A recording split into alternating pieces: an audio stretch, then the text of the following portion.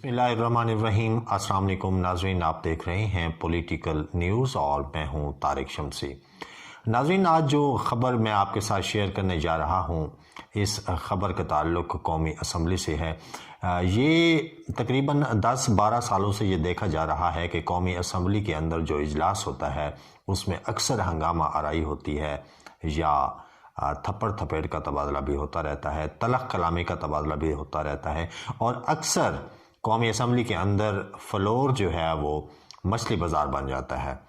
आखिर ये कौन सा मैसेज दिया जा रहा है पाकिस्तान की नौजवान नस्ल को, उन नौजवानों को जिन्होंने मुस्तकबिल में सियासत में आना है, उन्होंने सियासत करके अपने इलाके अपने अवाम की खिदमत करनी है। आखिर उनको ये कौन सा मैसेज डिलीवर किया जा रहा है कि आपने भी क्या असम्बली में आकर यही काम करना है जो हम कर रहे हैं। गालम गलोच कल्चर को तरजीह दी जा रही है, इस कल्चर को प्रमोट किया जा रहा है जिसको प्रमोट नहीं करना चाहिए बल्कि जड़ से उखाड़ना चाहिए। ये जो गालम गलोच का कल्चर है सियासत के अंदर, इसको बिल्कुल ख़त्म होना चाहिए। तकरीबन जितने भी इजलास हुए हैं, जितने भी तकरीबन बिल पेश किए गए हैं, उन बिलों की मंजूरी के दौरान ये तकरार जो है ये वाक़ हो जाती है और अक्सर गालियों का तबादला होता है, तलख़ कलामी होती है एक दूसरे के दौरान। ओपोजिशन और हुकूमती अरकान के दरमियान या हुकूमत के जो इत्तेहादी होते हैं ओपोजिशन के, उनके साथ अक्सर ये तकरार चलती रहती है। तो आज जो ख़बर मैं आप तक पहुंचाने जा रहा हूं वो ये है कि आज कौमी असम्बली का एक मुश्तरका इजलास हुआ। 17 नवंबर 2021 को एक मुश्तरका इजलास हुआ और उस इजलास का जो एजेंडा था उसके अंदर काफ़ी सारे बिल पेश किए गए। उन बिलों को मंजूर करने के लिए इजलास मुनक्किद किए गए। सबसे जो अहम बिल था वो इलेक्ट्रॉनिक वोटिंग और बैरून मुल्क मुकीम पाकिस्तानियों के लिए वोट देने का तरीक़ाकार था। इस बिल की मंजूरी के लिए आज इजलास बुलाया गया। सबसे पहले तो मैं आपको ये बताता चलूँ कि कौमी असम्बली के अंदर जो वोटर्स थे, पार्लियामेंट का जो मुश्तरका इजलास हुआ इसके अंदर, उसमें कुल वोटर्स की तादाद 440 थी। पीटीआई की तरफ से 182 वोट पड़े, मुस्लिम लीग नून की तरफ से 99 वोट, पीपल्स पार्टी की तरफ से 76, JUI-FE 11 और BAP वो भी 11 और MQM के जो थे MNAs उन्होंने 10 वोट डाले। तो इसके साथ साथ मैं आपको ये भी बताता चलूँ कि ये जो बिल था 2017 के इलेक्शन एक्ट में 2 तरामीम तजवीज़ की गई जो कि वोटिंग के लिए इलेक्ट्रॉनिक मशीनों के इस्तेमाल और बैरून मुल्क मुकीम पाकिस्तानियों को इंटरनेट के ज़रिए वोटिंग का हक देने से मुतल्लिक हैं। इसके साथ साथ नाज़रीन मैं आपको ये भी बताता चलूँ कि आज इस इजलास के अंदर कुल 27 बिल पेश किए गए।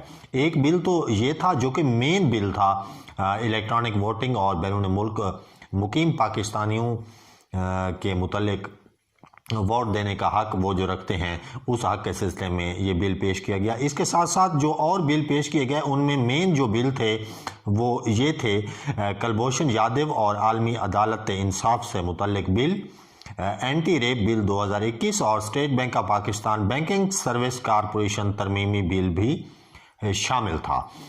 जो सबसे पहला बिल था उसे तो मंजूर कर लिया गया है।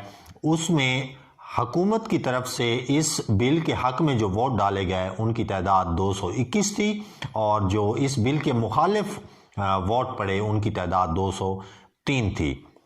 तो इस सिलसिले में पाकिस्तान पीपल्स पार्टी के चेयरमैन बिलावल भुट्टो ने कहा कि बिल को पास करने के लिए हुकूमत के पास 222 वोटों का होना लाजमी है। इस सिलसिले में उन्होंने रूल्स का हवाला भी दिया कि उन रूल्स के तहत हुकूमत के पास 222 वोट होने चाहिए तब बिल मंजूर हो सकता है, तब बिल पास हो सकता है। लेकिन हुकूमत के पास तो 221 वोट थे और ओपोजिशन के 203 वोट थे। ओपोजिशन लीडर शहबाज शरीफ जिनका ताल्लुक पाकिस्तान मुस्लिम लीग नून से है, उन्होंने इस बिल पर मज़ीद मुशावरत करने के लिए इजलास को रोकने का कहा, लेकिन इजलास के अंदर स्पीकर कौमी असम्बली ने ये बिल मंजूर कर लिया। इसके साथ साथ नाज़रीन मैं आपको ये भी बताता चलूँ कि मुख्तलिफ सियासी जमातों के मुख्तलिफ जो थे नुमाइंदगान, उन्होंने भी इस इजलास से खिताब किया। अब सवाल ये पैदा होता है कि अगर रूल्स के तहत 222 वोट दरकार होते हैं तो 221 वोट से कैसे बिल को पास किया जा सकता है।